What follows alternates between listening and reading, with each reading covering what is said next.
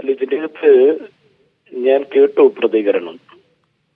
സിദ്ധാർത്ഥന്റെ കൊലപാതകം, ഘാതകരെ അറസ്റ്റ് ചെയ്യുക, നിയമപരമായിട്ട് അറസ്റ്റ് ചെയ്യുക, നീതിന്യമായ പരമോന്നത നീതിപീഠത്തിന്റെ മുന്നിലേക്ക് കൊണ്ടുവരിക എന്നുള്ളതാണ്.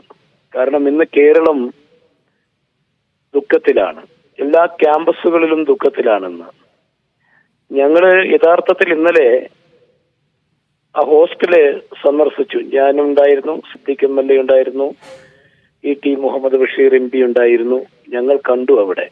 യഥാർത്ഥത്തില് ഐക്യ കേരളം, സുന്ദര കേരളം, ദൈവത്തിന്റെ സ്വന്തം നാടെന്ന് പറഞ്ഞ ഈ കേരളത്തിലെ യൂണിവേഴ്സിറ്റി, കോളേജ് ക്യാമ്പസുകളിലേക്ക് ചെല്ലുമ്പോൾ അവിടുത്തെ ഹോസ്റ്റലുകൾ പരിശോധിച്ചപ്പോൾ കാണാൻ കഴിഞ്ഞത് SFIന്റെ മേഖലാ കമ്മിറ്റി ഓഫീസ്, ചെഗുവേരയുടെ ചിത്രം എല്ലാം വരച്ച്, മദ്യക്കുപ്പി, ഇതൊക്കെ വരച്ച് ചിത്രം പ്രദർശിപ്പിച്ചിരിക്കുക.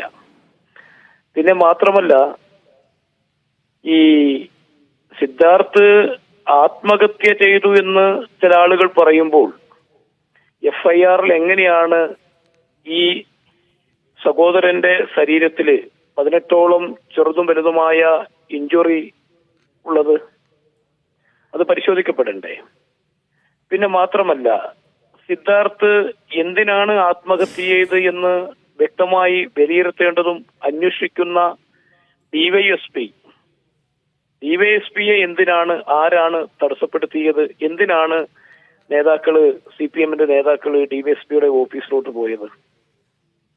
ഇനി പ്രതിയെ എത്രയും പെട്ടെന്ന് അറസ്റ്റ് ചെയ്യിക്കാനാണോ അല്ലെ പ്രതികളെ മോചിപ്പിക്കാനാണോ എന്നുള്ളതാണ് ഒരു തർക്കം. നമ്മുടെ ഐക്യ കേരളം അതാണ് ഇന്ന് ചർച്ച ചെയ്തുകൊണ്ടിരിക്കുന്നത്. കോളേജ് ക്യാമ്പസുകൾ മുഴുവൻ ചർച്ച ചെയ്യപ്പെടുന്നു.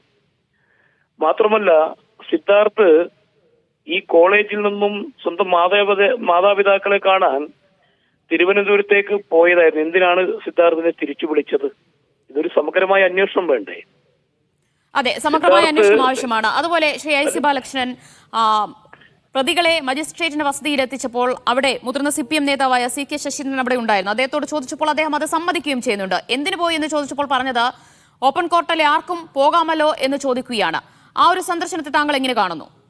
അല്ല, സ്വാഭാവിക, അത് യഥാർത്ഥത്തിൽ അദ്ദേഹം അവിടെ പോകാൻ പാടില്ല. കാരണം ഇത്രയും വിവാദമായ, കേരളത്തെ ഞെട്ടിച്ച ഒരു കൊലപാതകവുമായി ബന്ധപ്പെട്ട് ആ പ്രതികളെ പോലീസ് അറസ്റ്റ് ചെയ്ത് പോലീസ് മജിസ്ട്രേറ്റിന്റെ മുന്നിൽ ചേംബറിൽ ഹാജരാക്കുമ്പോൾ, അല്ലെങ്കിൽ ഔദ്യോഗിക സ്ഥലത്ത് ഹാജരാക്കുമ്പോൾ, ഒരിക്കലും ആ സമയത്ത് SFIക്കെതിരെ വന്നുകൊണ്ടിരിക്കുന്ന ആരോപണങ്ങൾ ഉണ്ടാകുമ്പോൾ ഒരു പൊതുപ്രവർത്തകൻ എന്ന നിലയ്ക്ക്, ഒരു CPMന്റെ നേതാവ് എന്ന നിലയ്ക്ക്, LDFന്റെ കൺവീനർ എന്ന നിലയ്ക്ക് ഒരിക്കലും അദ്ദേഹം അവിടെ പോകാൻ പാടില്ലായിരുന്നു. അതിലെ ചർച്ചയായത്. അല്ലെ പിന്നെ അദ്ദേഹത്തിന് അന്ന് അവിടെ ഏതെങ്കിലും കേസ് ഉണ്ടാകണം, അല്ലെങ്കിൽ അദ്ദേഹത്തിന് അതുമായി ബന്ധപ്പെട്ട് മറ്റെന്തെങ്കിലും യോഗങ്ങൾ അവിടെ ഉണ്ടാകണം. ഒന്നുമില്ലല്ലോ. ഈ പ്രതികളെ അറസ്റ്റ് ചെയ്ത് മജിസ്ട്രേറ്റിന് മുന്നിൽ ഹാജരാക്കിയപ്പോ അദ്ദേഹം പോയതാണ് ഏറ്റവും വലിയ തെറ്റ് ചർച്ചയാകാനുള്ള കാരണം. അദ്ദേഹത്തെ വ്യക്തിപരമായിട്ടല്ലല്ലോ പറഞ്ഞു. അദ്ദേഹം ഇന്നൊരു പോസ്റ്റിലിരിക്കുന്ന മുൻ MLA, അദ്ദേഹം ക്ഷേമനിധി ബോർഡിന്റെ വൈസ് ചെയർമാൻ, അദ്ദേഹം LDFന്റെ ജില്ലാ കൺവീനറും കൂടിയാ. അപ്പൊ സ്വാഭാവികമായും ജനങ്ങൾ ചിന്തിക്കുക എങ്ങനെയാണല്ലോ, അദ്ദേഹം പ്രതികളെ രക്ഷിക്കാനോ അല്ലെങ്കിൽ പ്രതികൾക്ക് വേണ്ടി ആയിരിക്കുമല്ലോ അദ്ദേഹം അവിടെ പോയിട്ടുള്ളത്. അല്ലാതെ വെറുതെ എന്തിനാണ് മജിസ്ട്രേറ്റിന് മുന്നിൽ പോകുന്നത്? വെറുതെ എന്തിനാണ് DVSPന്റെ അടുത്ത് പോകുന്നത്? ഇത് കേരളത്തൊട്ടാകെ കേരളം ചർച്ചയായി കഴിഞ്ഞ് ഇത് കൊലപാതകമാണെന്ന്.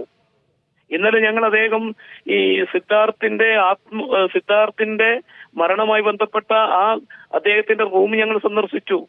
അദ്ദേഹം തൂങ്ങിയ അദ്ദേഹത്തിന്റെ ബോഡി കണ്ടെത്തിയ ടോയ്ലറ്റ് ഞങ്ങൾ പരിശോധിച്ചു. ഒരിക്കലും ഒരു വ്യക്തിക്ക് അവിടെ ആത്മഹത്യ ചെയ്യാൻ കഴിയില്ല എന്നുള്ളതാണ് ഒറ്റയ്ക്ക്. അപ്പോ യഥാർത്ഥത്തിൽ ഇത് കൊലപാതകമാണ് എന്നുള്ളത് കൊണ്ടാണല്ലോ പ്രതികളെ പോലീസിന് മുന്നിൽ ഹാജരാകുന്നു, പ്രതികളെ അറസ്റ്റ് ചെയ്യുന്നു, നിയമത്തിന്റെ മുന്നിലേക്ക് കൊണ്ടുവരുന്നു.